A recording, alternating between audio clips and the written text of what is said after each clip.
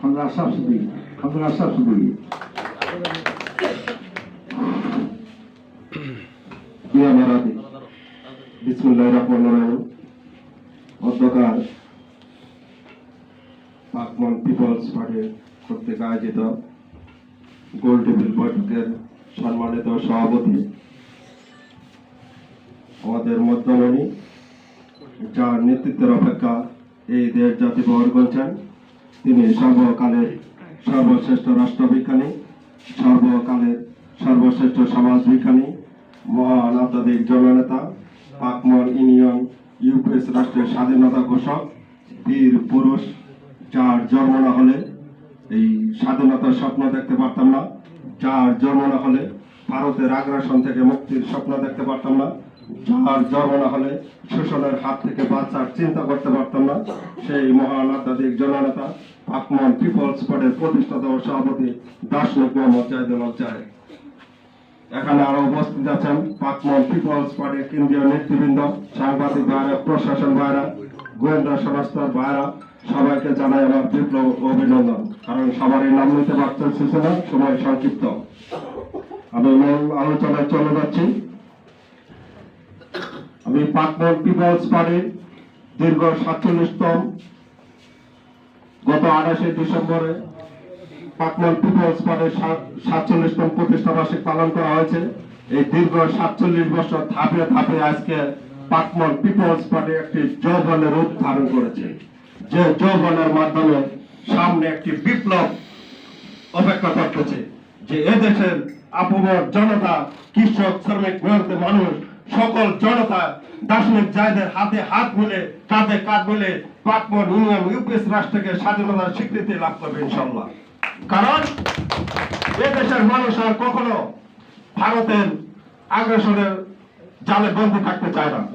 এখন দার্শনিক জাহিদের মতো সুযোগ্য একটু নেতৃত্ব পেয়েছে, এদেশের মানুষ শোষণের হাত থেকে বাঁচার মতো একজন নেতা পেয়েছে, যার নেতৃত্বের মাধ্যমে ভারতের আগ্রাসন থেকে মুক্তি হবে, বিদেশের তাবেদার থেকে মুক্তি হবে, যা এদেশে দীর্ঘ 54টি বছর ভারতের শোষণের জালে বন্দী রাখছে এবং বিদেশের দালালেরা বারবার ক্ষমতা চায় এদেশের কৃষক, শ্রমিকের, মেহনতি মানুষের শোষণ, অর্থ শোষণ করে বিদেশে আলিশান গাড়ি বাড়ি করেছে। তাদের চিরদিনের জন্য এদেশ থেকে বিতাড়িত করা হবে, আর তাদেরকে কখনো সময় দেওয়া হবে না।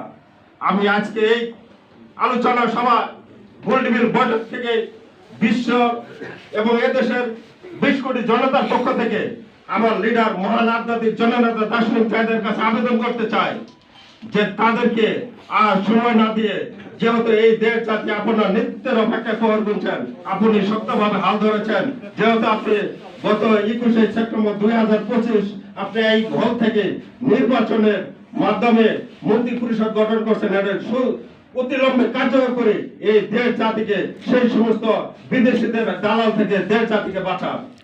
কারণ এই দেশ জাতি আর এই বিদেশের দালালদের দেখতে চায় না। আমরা দেখেছি বিভিন্ন সময়ে গণঅভ্যুত্থানের পরে একটি সরকার আসে, তারা বারবার বলে আসছে যে আমরা ক্ষমতা যাই এদেশের কৃষক, শ্রমিকের, মেহনতি মানুষের মুক্তির জন্য আমরা এই করব সেই করব, কিন্তু ক্ষমতা যাওয়ার পরে তারা ভুলে যায়। কেন ভুলে যায়? তারা বিদেশের কাছ থেকে টেকা নিয়ে সেখানে আন্দোলন করে, তখন ক্ষমতা যাওয়ার পরে বিদেশিদের কথাই তাদের শুনতে হয়। আর দার্শনিক জাহিদ একমাত্র লিডার, দীর্ঘ 47 বছর যাবৎ এদেশে সংগ্রাম করে আছেন, কোন বিদেশিদের ধারে নাই, কারো কাছে কখনো 10 টাকা চাঁদা নেয় না, তার নিজের ইনকামে প্রথমের টাকা দিয়ে দীর্ঘ 47 বছর সংগ্রাম করে আছেন এবং এদেশের মানুষকে সুসংগঠিত করে আছেন। আর এদেশের মানুষ এখন বুঝতে শিখেছে, জানতে শিখেছে যে বারবার তারা ক্ষমতা যায় আমাদেরকে শোষণ করেছে। এই শোষণের হাত থেকে এই দেশ জাতি বাঁচতে চায়। আমার কথা আমি বাড়াতে চাই না, তবে আমি একটি কথা বলতে চাই যে আমাদের দেশে হবে সেই ছেলে কবে কথা না বড় হয়ে কাজে বড় হবে। তাই দার্শনিক জাহিদ প্রমাণ দিয়েছেন।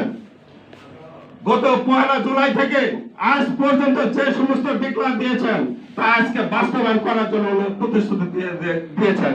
দার্শনিক জাহিদ এই জনগণকে যে কথা দিয়েছেন সেই প্রতিশ্রুতি রাখার জন্য তিনি অক্ষর অক্ষরে পালন করার জন্য সিদ্ধান্ত নিয়েছেন এবং এটা আজকে থেকে তা কার্যকর করার ঘোষণা সাংবাদিকদের মাধ্যমে দিয়েছেন। তাই ইনশাআল্লাহ কার্যকর হবে।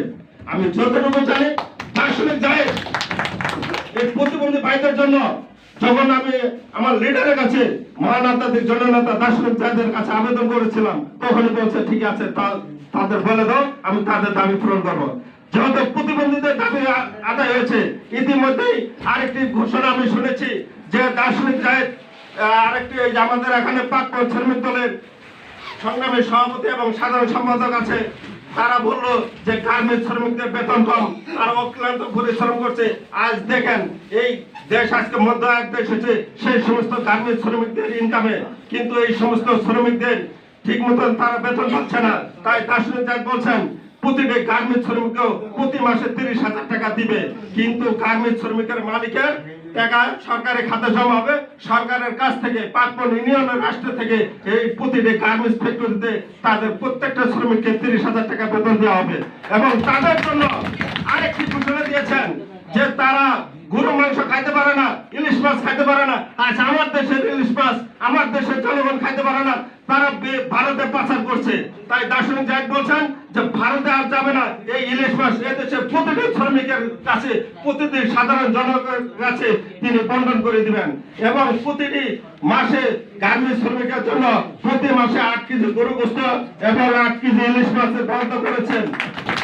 প্রিয় সংগ্রামী ভাইয়েরা, শুধু যত লাঞ্ছিত নেতৃত্ব জনতা আছে, আপনারা এখন দার্শনিক জায়েদের হাতে হাত মিলান, কাঁধে কাঁধ মিলান। দার্শনিক জায়েদের হাত শক্তিশালী করলে আপনারা শোষণের হাত থেকে বাঁচতে পারবেন। তাই দার্শনিক জায়েদ তারপর পিপলস পার্টি প্রতিষ্ঠা করার পূর্বে তিনি এদেশের প্রত্যেকটা মানুষকে মুক্তি দেওয়ার জন্য তিনি সমাজনীতি তাত্ত্বিক রচনা করেছিলেন 1978 সালে 1 জুলাই। সেই সমাজনীতিতে বলেছিলেন যে যোগ্যতা অনুযায়ী কাজ, প্রয়োজনে যে অর্থ, উর্জিত সম্পদে পূর্ণ বুদ্ধ হচ্ছে সমাজনীতি। অর্থাৎ যার যে ধরনের যোগ্যতা আছে তাকে সেই ধরনের কাজ দাও, প্রয়োজনীয় অর্থ দাও, আর এই অর্থ ভোগ করার জন্য সুষ্ঠু আইন শৃঙ্খলা নিরাপত্তা দেওয়া হোক। যখন প্রতিটি মানুষ তার যোগ্যতা অনুযায়ী কাজ পাবে, প্রয়োজন অনুযায়ী অর্থ পাবে, থাকার জন্য নিরাপত্তা পাবে, তখন ওই জাতির ভিতরে কোনো ভেদাভেদ সৃষ্টি হবে না, ওই জনতার কোনো রাজনীতির প্রয়োজন হবে না। দার্শনিক জায়েদ যখন আইন করার কথা বলেছেন, তখন এই দার্শনিক জায়েদ বললেন জনগণ সরাসরি রাষ্ট্র শাসক আইন গণতন্ত্র, কিন্তু জনগণকে আইন করার অধিকার দিতে হবে। কিন্তু জনগণ যে আইন তৈরি করবে এই ব্যাখ্যাটা ওয়ার্ল্ডের ভিতরে আজ পর্যন্ত কেউ দিতে পারে নাই। একমাত্র দার্শনিক জায়েদ এই ব্যাখ্যাটা দিয়েছেন যে জনগণ আইন করবে 3 ভিত্তিক: বিজ্ঞান ভিত্তিক, ঐতিহাসিক এবং সাংস্কৃতিক। বিজ্ঞান হলো আল কোরআন এবং সায়েন্স, সাংস্কৃতিক হলো ভাষা, শিক্ষা, ধর্ম, সভ্যতা, ঐতিহাসিক অতীত, বর্তমান, ভবিষ্যৎ। এই 3টা বিষয় নিয়ে যখন জনগণ আইন তৈরি করবে, তখন এই জাতির ভিতরে কোনো ভেদাভেদ সৃষ্টি হবে না, এই জাতির ভিতরে কখনো স্বৈরাচার প্রতিষ্ঠিত হবে না, এই জাতির ভিতরে কখনো দুর্নীতি প্রতিষ্ঠিত হবে না। আজকে আমার দেশে এই আইন করার অধিকার না থাকার কারণে এখানে বিদেশি এক গণতন্ত্রের আইন তৈরি করে পাঠাই দিচ্ছে, যেটা ব্রিটিশের আইন তৈরি করা, যেটা পার্লামেন্টে যায় ওর যখন যা মন চাচ্ছে তাই করছে। একবার দেখেছেন আপনারা জন নিরাপত্তার আইন করেছিল, পরে ওই জন নিরাপত্তার আইনে তখন জন ফাঁসে গেছিল, তখন ওই জন নিরাপত্তার আইন উঠিয়ে দেওয়া হয়েছিল। এখন যখন যে ক্ষমতা তার কথাই সবাই বলে, তার আইনই সব চলে। কিন্তু দার্শনিক জায়েদ বলছে না, রিয়াল গণতন্ত্র হলো জনগণের কাছে আইন তৈরি করার, মত প্রকাশ করার অধিকার দিতে হবে। দার্শনিক জায়েদের পার্লামেন্ট থাকবে 2টা, একটা হচ্ছে উচ্চ পার্লামেন্ট আর একটা হলো নিম্ন পার্লামেন্ট। জনগণ আইন তৈরি করবে, জনগণের কাছ থেকে আইন তৈরি হলে সেটা পার্লামেন্টের শাসন হবে, কিন্তু পার্লামেন্টে কোনো আইন তৈরি করার অধিকার থাকবে না। তাই আমার বক্তব্য দীর্ঘায়িত করবো না, শুধু একটু কথা বলবো যে আপনারা ইতিহাসের দিকে লক্ষ্য করে দেখেন যে উৎপাশায় আজকে কেন ঘৃণিত, মীর জাফর কেন আজকে ঘৃণিত, তারা জাতির সাথে বেমানি করার কারণে আজকে ঘৃণিত। এবং পুরাণ পড়ে দেখুন ফেরাউনের নাশটা আজও কেন রক্ষিত। আজকে আপনার চলন, আপনার বলন যদি নদের মতো হয়, আপনারও পরিণতি হবে তাদেরই মতো। আমি আপনাদের কাছে বিনীতভাবে অনুরোধ করব, সত্য আসিয়াছে, মিথ্যা ধ্বংস হয়ে যাবে। তাই আসুন আমরা সেই সমস্ত আর জাহেলি যুগে না চাইয়ে সত্য সংযম সমাজনীতির আহ্বান আসছে, সমাজনীতির আলো ঘরে ঘরে চালো। দার্শনিক জাতির আন্দোলন চলছে, চলবে, সমাজনীতির আন্দোলন চলছে চলবে, গণতন্ত্রের আন্দোলন চলছে চলবে। কর্ণফুলী মেঘনা যমুনা পাকবন তোমার আমার ঠিকানা, আর সমত হিমাচল পাকবনের সীমানা।